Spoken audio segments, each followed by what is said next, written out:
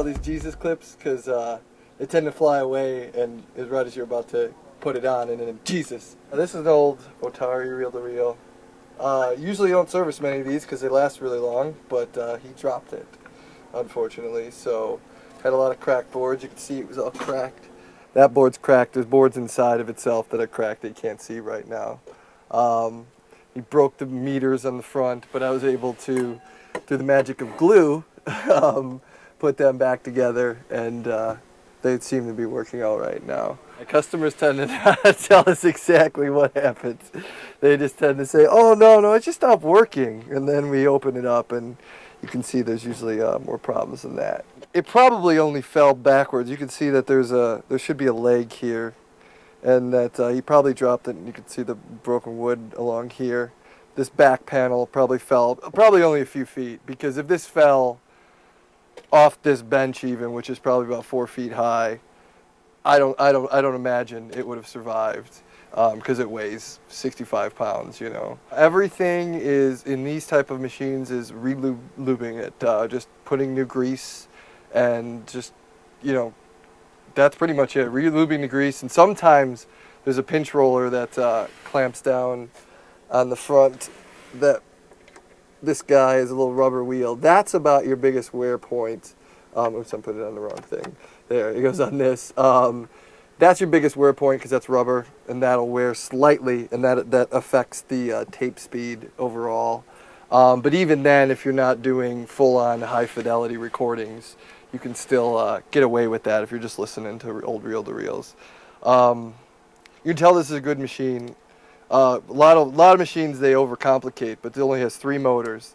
It's all you ever need to run a reel-to-reel. But some companies decided to put a lot more than 3 motors in it. And news that the 3-motor machines, they'll last forever. I have a 72 TIAC. The first key is to keep all these paths clean on the tapes. You can see how this is dirty here, and this pinch roller itself, I'll focus, you can see just a little bit of grime on there. And you can even, if you can really see closely, you can see it starting to kind of spider web and crack. Mm-hmm. This stuff, which you can get even at Radio Shack still, it's just like an alcohol-based solvent. Will bring that type of stuff back to life. And you should always keep that and your tape heads, which are underneath here. You can see in here, those are your tape heads. Oh, I see. Those are where you got your erase, play and record heads.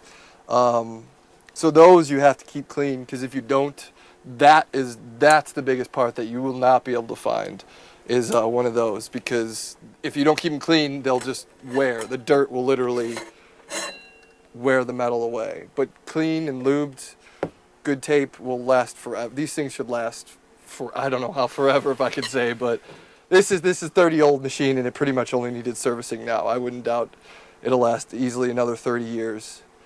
And then, like I said, the key to a good reel-to-reel is 3 motors. 1 motor for each of the reels, and then 1 motor that turns your tape, pretty much. One of my biggest things is the heavier it is, the better it is. That just tends to be the case. When they make stuff out of steel and iron, and it's going to be heavier, you know. So that's the key. This guy actually here, see, this is all apart too. This is actually mine.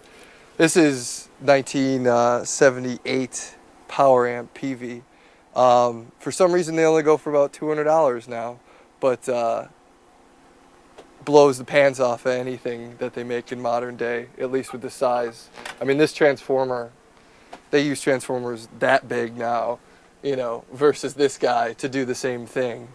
And they get away with it, but it's not going to last long, I don't think. And this is still working. It was user error, not my error, but a friend's user error that made it fail. When I was a kid, this is how I got started in it, was I built effects pedals and guitar amps. I didn't really go to school for it. It was one of more of those, you know, just a hobby, and loved it to death. So school wouldn't prepare you, I don't think, for fixing stuff. They just teach you how to design, but not quite as well as, you know, learning just by doing I think is a better way of going about this type of practice.